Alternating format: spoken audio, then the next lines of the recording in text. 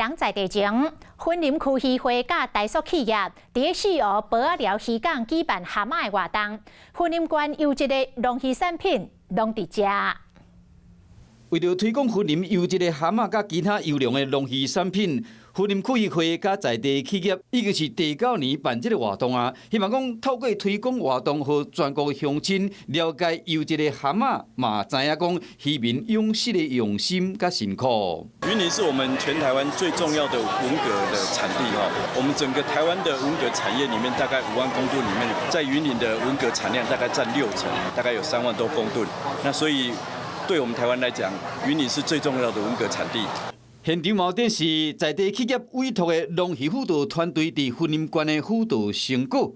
在地蛤蟆唔但产量真高，品质嘛真好，咱的乡亲若有机会会当去享受这个在地好滋味。